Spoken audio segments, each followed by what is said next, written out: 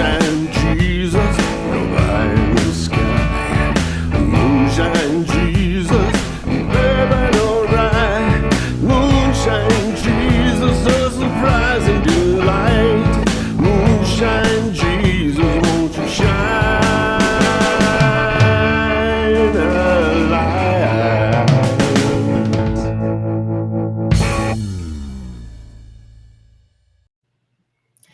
Hello and welcome to the Moonshine Jesus Show, brought to you as always by progressivechristianity.org, a wonderful place to get all your progressive Christian resources. We hope you will follow them on social media and us, the Moonshine Jesus Show, on Facebook, and that you will subscribe wherever you get your podcasts. Today we will be talking about Star Trek Lower Decks Season 4, and as always, I've got to tell you, if you haven't seen it, we will spoil it for you. It is a zone that is filled with spoilers, but that's okay. We like to delve in deep, and the only way we can do that is to spoil it for you. I am joined, as always, by Mark Samlin. How you doing today, Mark? Doing great. I'm looking forward to this. I know that we're both Star Trek fans, but I know that you're like real. You make me look like I barely know what I'm doing. So I can't wait for your insights today. This is such a Trekkie show that there's no way this isn't going to be fun. It's a real delight for anyone who delights in Star Trek, like I know we both do, and I really enjoy all the Easter eggs. That's half the fun of it. Yeah. So before we can delve into those Easter eggs, let's have some drinks together. What are you drinking today, Mark? Well, I'm having a drink that the first time we meet one of our main characters, Mariner, in the very first season, the very first episode, that she is already drunk on. And Boimler, one of our others, says, "You can't do that. It's against regulations." And she says, "Because it's awesome." So I am having a Romulan whiskey, which is essentially a whiskey sour with some blue curacao in it. And I have, as I always do if we're doing a Trekkie show, I've got it in my Trek highball glass. So I'm having a Romulan whiskey. How about you? So I was also inspired by Mariner, which isn't surprising because she is always the source of all the frivolity in this show. Absolutely. And so in one of the episodes this season, they go to Ferenginar, the Ferengi home world, and she orders 2 shots of Cardassian tequila. And so I was inspired by tequila, and I made a Oaxaca old fashioned with tequila and mezcal. And I think Cardassian tequila, the best I could find online, is supposed to be red. So it's also got a little bit of red food coloring. Fantastic. It looks delicious. I'm sure it will be. Cheers to you, Mark. Cheers, man. Pretty that'll be good. Pretty good. Okay, let's have another drink and see you after the drop.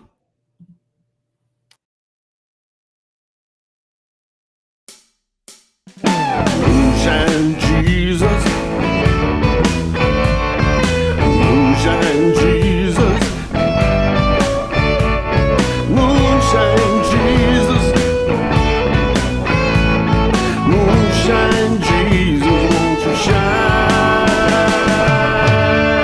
a light?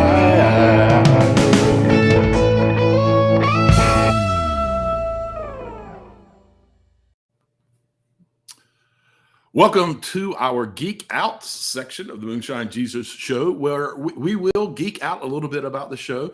We promise we'll kind of keep it a little bit shorter than our next segment, because we do want to get to that next segment, our Theo-Politico segment, where we'll delve into the theology and politics that this show brings to our mind. But first, let us do geek out a little bit. And for the uninitiated, Lower Decks is, well, it's an animated workplace sitcom set in the universe of Star Trek, and it's humor and fast pacing and relatable characters and the constant, as Caleb's already pointed out, Easter egg kind of frenzy with references to other titles in the franchise have made it a Trekkie's favorite kind of show. And in season 4, we get to see our beloved group of ensigns mature into higher decks of the USS Cerritos.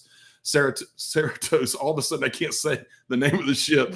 But rest assured, even though they're getting promoted, that their over-the-top hijinks continue to rule the day. So Caleb, and I want to talk specifically about that sort of theme that we see at the very first episode of them getting, at the end of that episode, they get promotions. What are your thoughts about the gang getting promoted? I mean, they're still technically, as they point out, lower decks, but it's sort of, they've moved up in the lower decks. What are your thoughts about them doing that with them this season? I thought it was a smart move to see them struggle with that sense of identity. And they are just lieutenant junior grades. That is the second lowest rank of any commissioned officer. They use, of course, the U.S. Navy system. So, I mean, they're still very low-ranking officers, but are taking on some leadership responsibilities. I thought it was a smart way to move the plot forward a little bit while keeping them still in the lower decks. And they tried a number of new strategies this season. I think this was one of them. Was the advancement in rank. I think we also saw some thematic things carry over throughout the season, which is something we haven't really seen before. So they've tried a number of new strategies, but I thought it worked pretty well. What did you think? What was your impression of it? I wasn't sure at first because I think part of why the show works is that while we all want to be Picards, we all know that we're mostly Boimlers and Mariners, and that's so they're very relatable. And so I guess at first I was a little bit worried that we might start losing some of the relatability of the characters. I am concerned if they keep promoting them, which it feels like they're kind of being set up to be continually promoted, possibly, that we'll get to a point where, I mean, we end the season. One of my favorite moments of the season where we see Boimler sitting in the captain's chair, which is sort of beautiful, but it also set off the, oh gosh, I don't ever want to really see that. Right. Yep. But I will say, as the season went on, one of the things I realized this allowed to happen, they do have a little more power. And because they have a little more power, they have the power to mess things up even more than they could just as ensigns. So I do kind of like the way that played out, allowing them to have that extra power so that the mess ups can sometimes be a little larger and more consequential in terms of the outcomes of this. I was game with it, but I'm with you. I like the fact that we had an arching kind of theme throughout the season that pays off at the end, but that each episode still could stand completely on its own. I like that choice. I like that kind of storytelling. Was really nice. One of the other things that we got at the beginning of the season was kind of the addition, not completely, we knew a little bit about this, of a Vulcan to their group. What did you think about the choice to do that, and what did you think about how she impacts the group? Yeah, so at first, that's where I wasn't sure. I'm like, well, do we really want to be adding new characters in? This is often kind of the kiss of death for shows when they start trying to add in new characters and try to change the dynamics. But I didn't feel like she unbalanced things, actually, ultimately, that she actually added kind of a helpful dynamic, that she kind of stood as a straight man. For some of the jokes. And so in some ways, I thought it helped the jokes land pretty strongly. And so I actually felt like she was a strong addition, even though at first I wasn't sure that's the way that was going to play out. Did you like her? What did you think?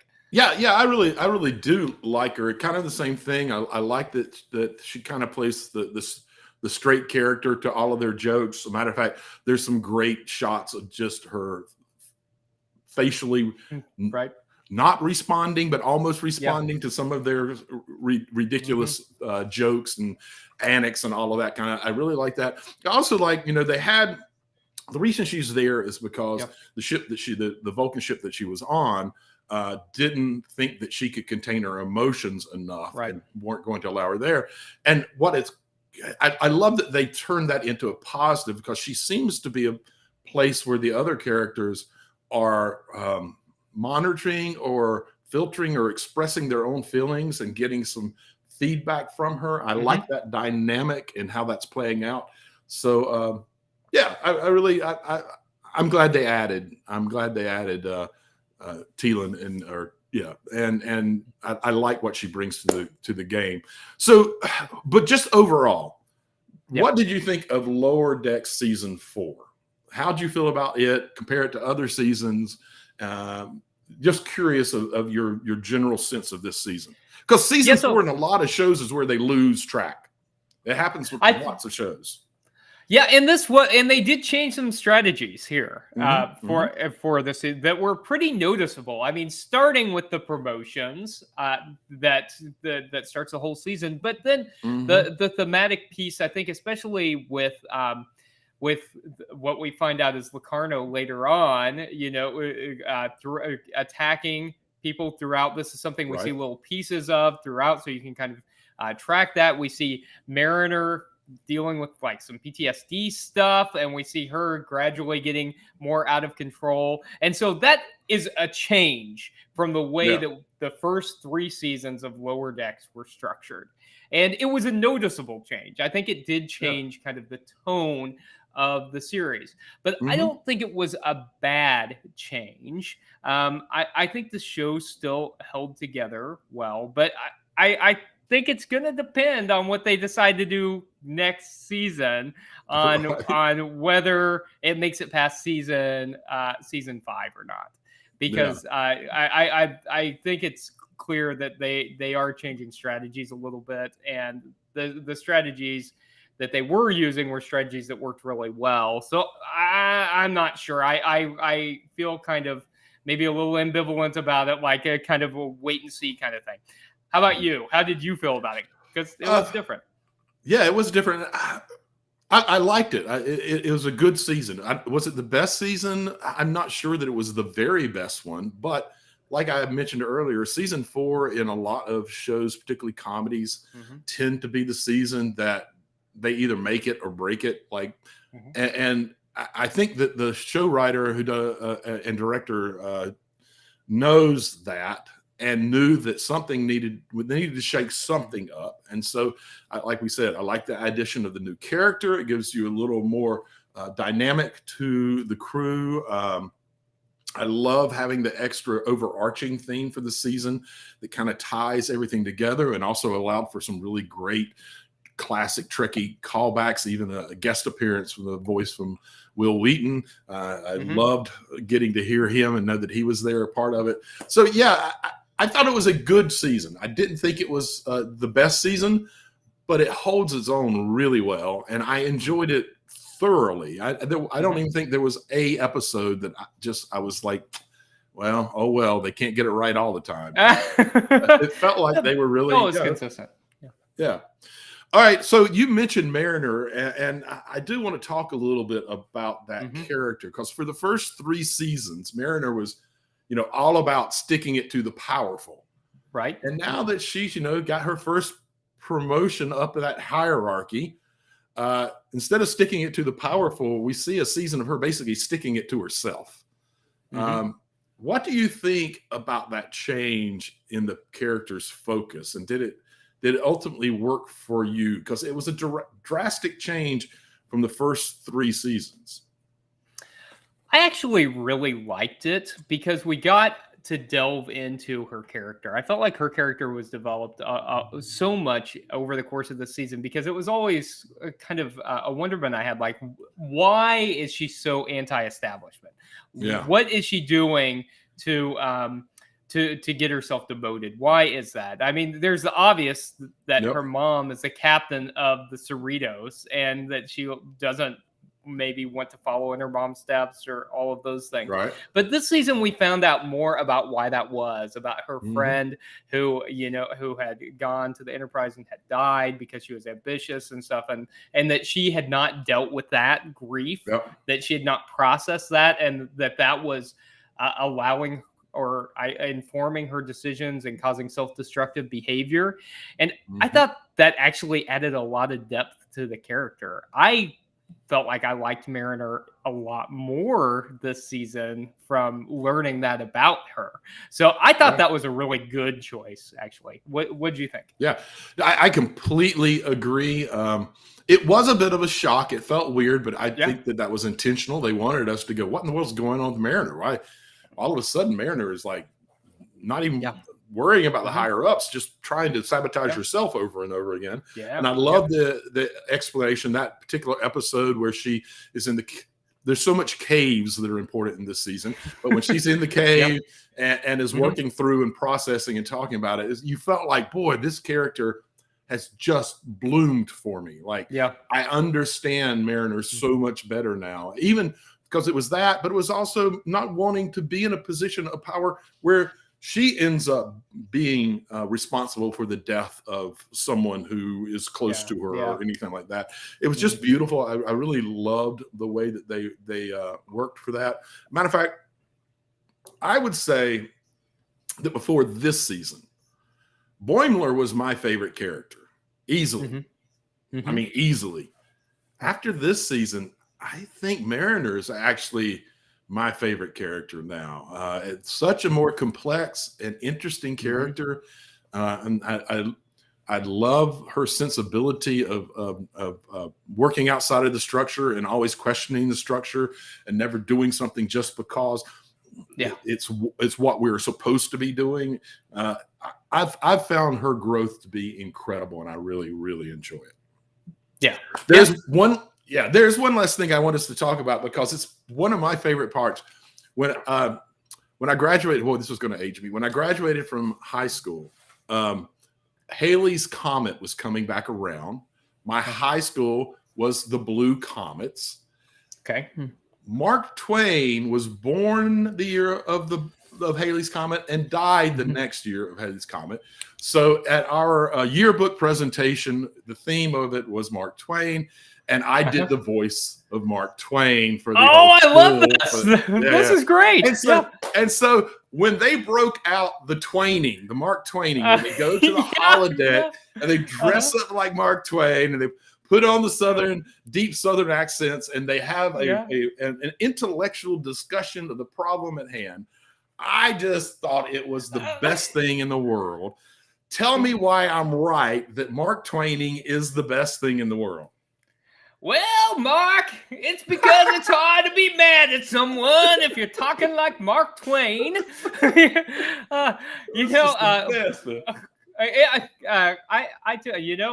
from Missouri, and so is Mark Twain. I love the callback too in Twaining to that Next Generation episode where we randomly get Mark Twain in San Francisco, and I think that was one of the best parts, and I think one of the reasons that's fun is because it's just such a ridiculous scenario, right? I think it kind of reminds us of sometimes, like, we get too into whatever we're talking about. Sometimes it helps to take ourselves out of that.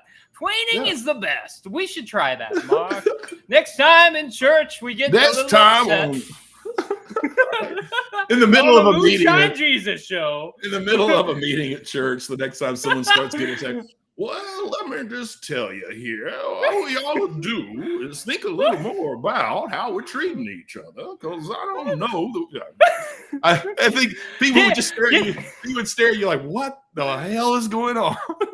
Hey, get some pipes, Mark, and a white linen suit, and you can just put that on and help people realize how ridiculous they're being. I do love it, and I do love that it calmed everybody down. Like, it brought you into this willingness to let some of the emotional parts of whatever was going on go and actually have a real discussion. It was just brilliant. I loved everything about it. It connected to me and my history so much.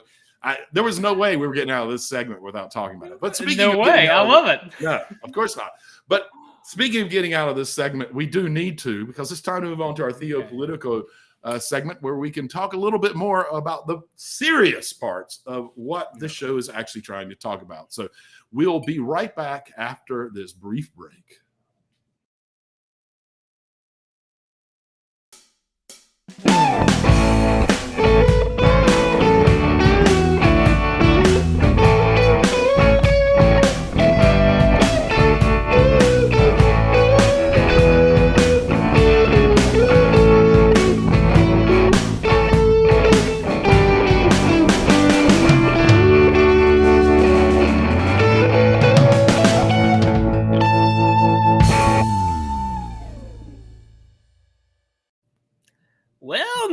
welcome back to the Moonshine Jesus Show, where we are twaning our way through Star Trek Lower Decks. And we are moving into the Theo-Politico segment.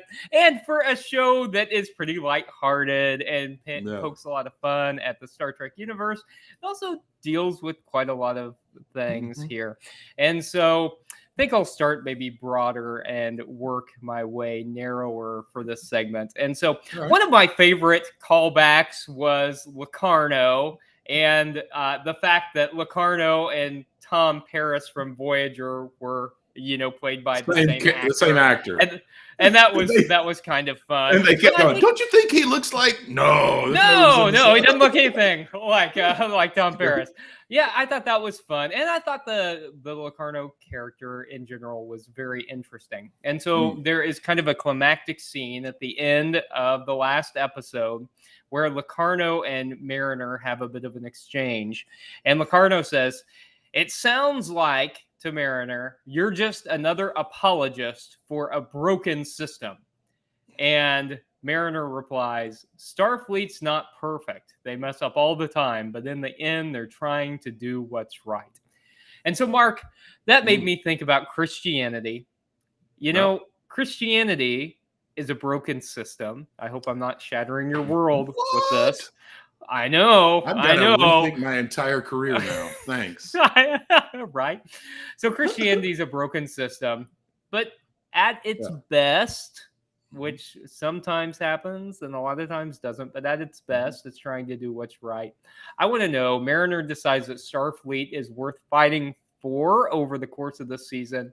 Is Christianity worth fighting for? What do you think? Absolutely. I mean, what Christianity, what all good religion tries to do is teach us how to make the world better through loving others. Maybe particularly others that we don't identify with.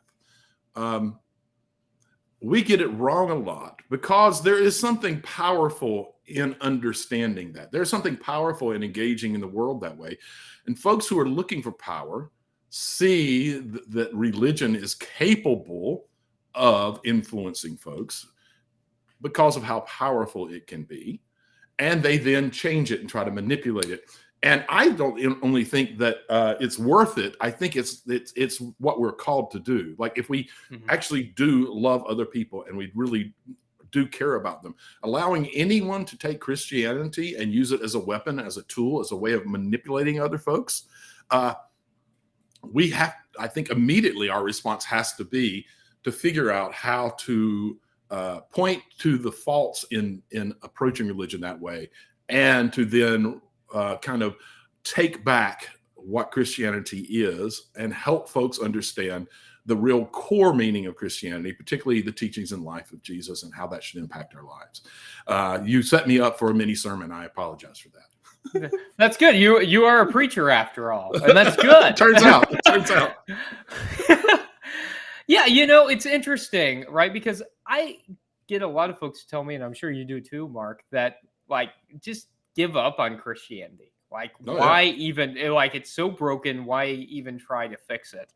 And I think you're right, because the teachings of Jesus are so compelling that they are worth fighting for. And the church has really messed that up in a lot of ways by manipulating the teachings of Jesus into something that he never, ever said, and following a Jesus who never, ever existed.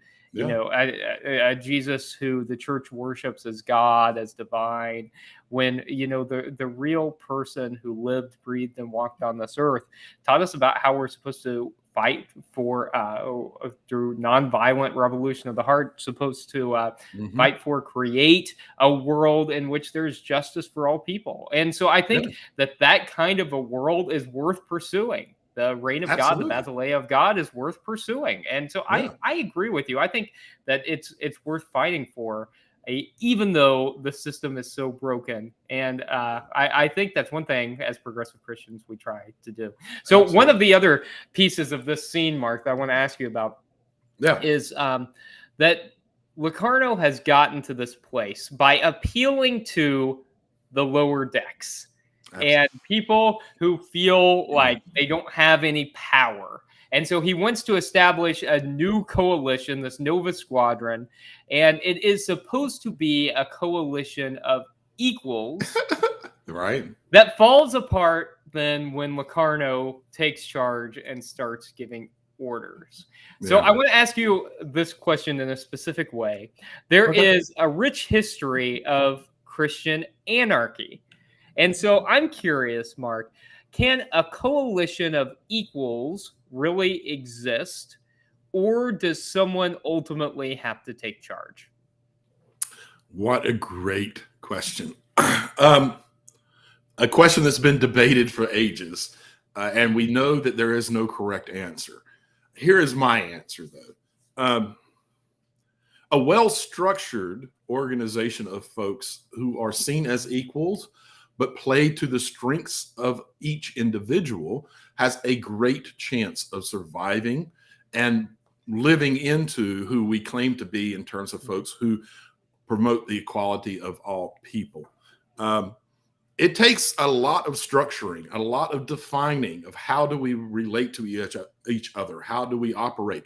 When an issue comes up, who do we go to? Who specializes in this? Who's not that they make the choice, but that they get primary voice in this particular area, this particular space, so that we are more informed and make better decisions. So yes, I think it can exist, but it is it's tempting for a lot of folks to think that kind of almost anarchy system is just, you just let it happen and everybody you just love everybody and you treat each other as equals, and that will not happen. There will be power structures as we see in the show, but if it's well defined and if it's structured from a place of love and recognizing the value of each person, I think it's very doable.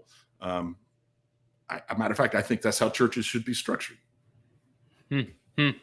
Yeah, so I think that a lot of times, ultimately, we have to have somebody in charge. And I think especially if we're talking systemically, that there has to be some kind of a system.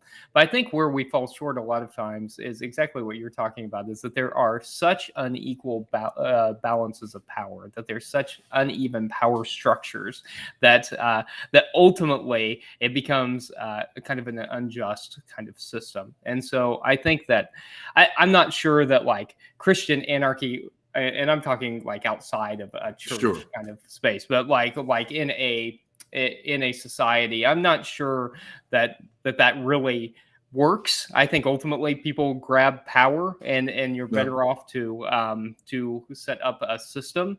But I think that the way the system works is whenever people are actually able to be held accountable, whenever people are actually able to have consequences. Yeah. In a lot of ways, I think we're saying the same thing, because I'm saying even within the system that I'm arguing for, that there will be people who are highly skilled at administration and set down, here's how we operate. And your job will be to call people out when they're not operating within the system that we've created. And so I think, depending on what you're saying in charge of, there would be folks who are in charge to help make sure that everyone is recognizing the system and appreciating it and acting appropriately within it, which is the kind of leadership that has to happen, or people who want power will grab at it and create an unhealthy system. It's weird, right? Never. So let's stay on this theme of the lower decks, the empowerment of the lower decks. So is there something then that is saying about our society, about people who are disenfranchised and a struggle for power? Does that relate in any way to anything that we see in our society today? Well, I mean, folks who we would say, at least on the social economics striatus, would be in the more lower quadrants. I think we lose out when we don't provide space for them to have emphasis in the things that they are most skilled at. But I also think right now we've got a real problem, because the system is structured so that they work so hard at surviving that they're not able to gain places where they can have enough power that they can use their gifts and skills for the betterment of the community. So I see some parallels, but I think one of the things that doesn't happen in Lower Decks is that the system is stacked against them so much that all they're trying to do is survive, and they can't reach and strive for finding more ways to express their skill sets. But in our world, that's certainly what happens, in my opinion. I think, yeah, absolutely. That's what happens in our world. We make it impossible for people to be able to escape from, disadvantaged positions in society, marginalized positions in society. And yes, we absolutely stack things against folks. So I want to switch gears a little bit and talk about Mariner, because she is such an important part of this, and her journey is an important part of this season. And so her anger is a part of all of this as well. So, Mark, I'm curious. So we find out that Mariner's self-destructive behavior is a lot about her trauma that she has experienced. And so I'm curious, what impact does unresolved trauma have on us and the way we interact with the world? Yeah, well, I mean, unprocessed trauma is actually probably one of the most hurtful things for individuals. And unfortunately, we're in a society that's structured so that we almost shame people who are trying to process their trauma. It causes us to lash out. It causes us to have difficulty in certain relationships in terms of being able to trust anyone or to believe that there is going to be a possibility of healthy relationships. And it will just about destroy your life because we are so bad in the United States in particular with our system of healthcare for mental health, and so bad in terms of the way that society allows a person to process or not process that out loud, actually almost shames them. You end up in a space where you're stuck with what has happened to you and not any way to work yourself through it in a healthy space. And so you cannibalize yourself, and you end up having to do like kind of your own self-medicating, which ends up with people who are addicted to alcohol, people addicted to drugs, people who are so beyond feeling like there's anything that can help them that seems like the best way out is to end life itself. We have a really messed up system in terms of our inability to help people process trauma. And we really have to step up the game and get a lot better at it. Yeah, I think you're 100% right. We do make people feel ashamed, and like their life experiences are not significant enough to really justify the trauma that people feel.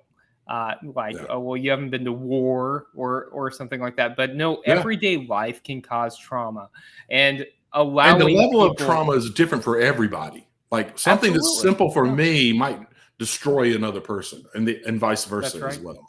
And we don't. That's right. We don't allow people to talk enough about that. And it's compassion, right? It's being compassionate towards the other person and recognizing that we don't all experience the world in the same way, and that we ought to be trying to help people. And so in Mariner's case, it manifests to anger, and we see that throughout the season that the unprocessed trauma leads to anger and bitterness and resentment, all the things that we as Jesus followers are trying to to dispel in the world. And let's not forget that the very first episode, we were introduced to Mariner as she was getting as drunk as she could figure out how to get. And maybe that was a little character development that they were just trying to give us a little hint that she's dealing with some stuff and trying to figure out how to sort it. Yeah, man, there is a lot of stuff here in a funny animated Star Trek show, and I want to talk about a lot more, but if we do, we won't get to our last segment, which is the Make Me Look Stupid segment. We can't. We've got to get to that. So why don't we take a break, have another drink, come back, and try to make each other look stupid.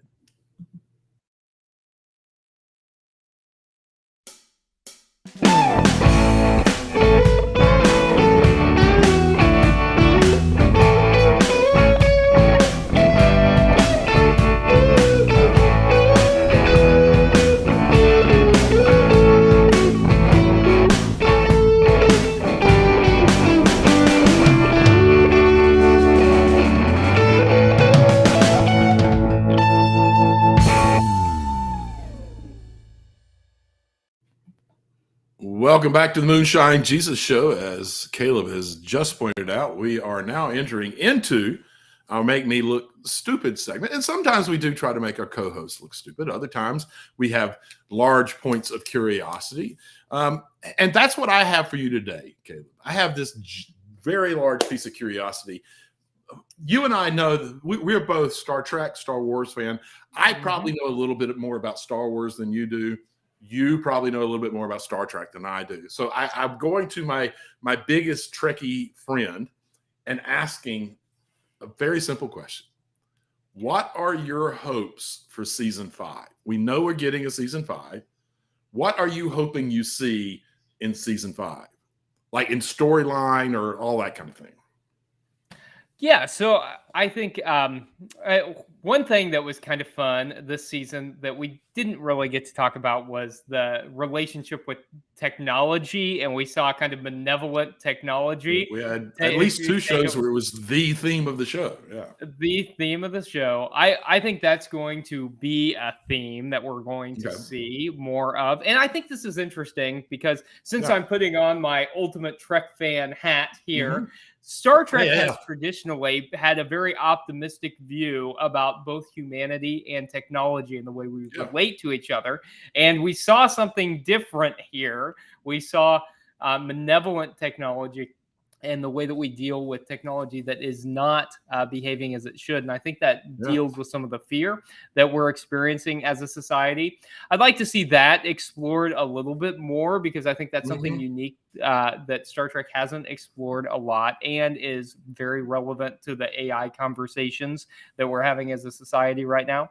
And I would like to see them, I think, deal with some promotion, demotion kind of stuff. I think it would be fun to see people get demoted and how that impacts them if one of them gets left behind. I think that's kind of fun to see. So I do think I'd like to see some more character development of some other characters. I think it's going to be interesting to see Tendi as she goes back to the Orion homeworld and what that's going to mean, how she's going to come back. Because I think, obviously, eventually she'll come back to Starfleet, I think. And so it'll be interesting to see what that character arc looks like. That's what I expect and hope to see over the next season. How about you, Mark? What do you want to say? Well, it's interesting you brought up Tendi because we didn't really talk about Tendi any in this episode. And I think she's quickly becoming one of the more interesting characters as we've learned about her family background and who they are and how she relates to them and how she's choosing Starfleet over them. I really hope that we don't get a 1-episode resolution to Tendi coming back. As a matter of fact, I hope we get multiple episodes of Tendi coming back, and we get a little more experience of Orion and what's going on there and what those particular types of pirates look like and what they do. I would even love it if Tendi becomes sort of a secret agent almost, learning more about what they're doing and reporting back to some higher government there or back to Starfleet. But here's what I really want to happen. I want several episodes of that. Then I want, for the first time in 5 seasons, to see an extended episode, more than like an hour to an hour and a half. And I want it to be a reverse Strange New Worlds crossover. Where they come to the animated back as animated characters and help resolve the issue with getting Tendi back to the ship and to her crew. I would love that. It's probably not going to happen, but in my head, it seems like too good not to do. Probably won't happen. I really like that because we did get a flavor of them in animated form at the end of this crossover. It felt like a tease to me. It felt like, all right, one day you're going to get this. I don't know. Yeah, I would like to see that. I would like to see that as well. I think that's fun. Okay, so Mark, let's see. I've been thinking about what question. I've got several questions I want to ask you, but I think I'm just going to ask you a fun question that I'm just curious what your answer is. So we do get a lot of Star Trek Easter eggs, a lot of callbacks to Star Trek episodes. So, and we've mentioned a couple of them. So which of the ones we haven't talked about yet is your favorite Star Trek Easter egg over the course of the season? Tough one. That is a really tough one. You stumped me, man. You made me look stupid. I don't know. My head's just It's hard. all over the place. I'm having a hard time centering in on any of them. I mean, they're also so amazingly good. Do you have one? Maybe it'll set something off in my head. I have a favorite. My favorite, I think it was. I might steal it. I might say, yeah, that one's mine too. It was in the second episode where Shax and the commander help me with his name. Ransom. Shax and Ransom were in those leotards and we're doing the stretching like Beverly Crusher and Deanna Troy in that old Star Trek Next Generation episode. Just the most, because it was the most ridiculous thing, right? For them to be just stretching back and forth and talking. And it was so hilarious to see Shax and Ransom just dressed like that and doing that. That was one of my favorite moments of the whole season. I just like seeing I gotta admit that is so good. I can't come up with another one right now anyway. I wouldn't even want to try to, because you're right. I remember just bursting out laughing when that happened. It's just so, you knew exactly what they were doing, like what they were mocking, and it was those two guys doing it, which made it absolutely hysterical. Absolutely hysterical. So next time, Mark, I think we should do this episode. We should come in those leotards. We'll just come in the leotards. We'll just come and do the stretches. Yeah. I'm not sure that people want to see that, but okay. Okay. Well, yeah. It's digital, Mark. A lot's left of the imagination. Yeah. Okay. If you say so. So anyway, we need to do a little bit of housekeeping here. Talk about the next couple of weeks, what we're going to be doing. So I am going to be on a trip this coming weekend. I won't be coming back in time for us to do the Moonshine Jesus show next week. So we're going to take a week off there, but we will be back on November 20th.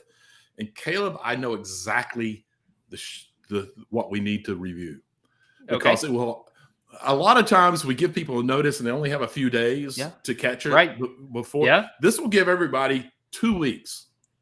That's a lot of time. It's one of the biggest releases this year, as far as I'm concerned. I haven't been this excited about a Marvel release in a while, and it's called The Marvels. The Marvels, we should come back and talk about the Marvels.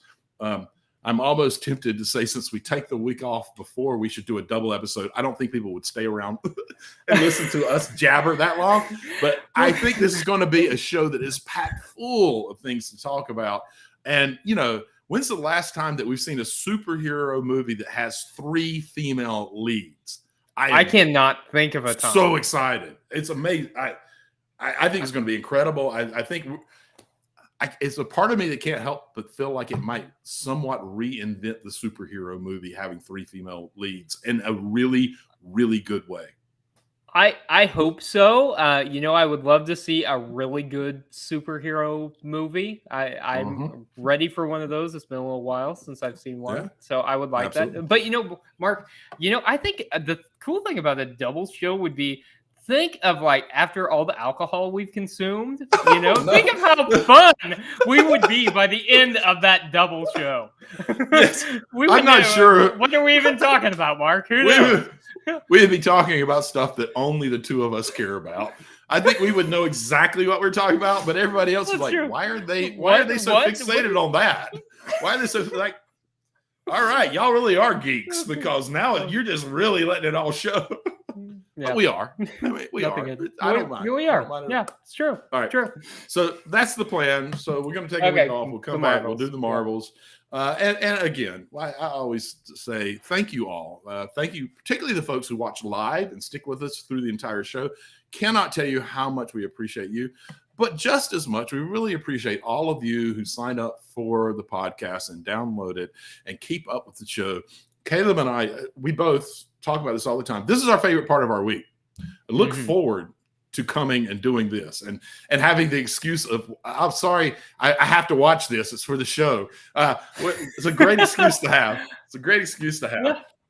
Yeah. But we're both lucky enough to have partners that are supportive, so it wouldn't really matter anyway. But it is a good excuse to have. We appreciate all of you listening because that does allow us to do the show, and y'all are the best for allowing that for us. So thank you from both me and Caleb. And with that said, we'll see you the next time on the Moonshine Jesus Show.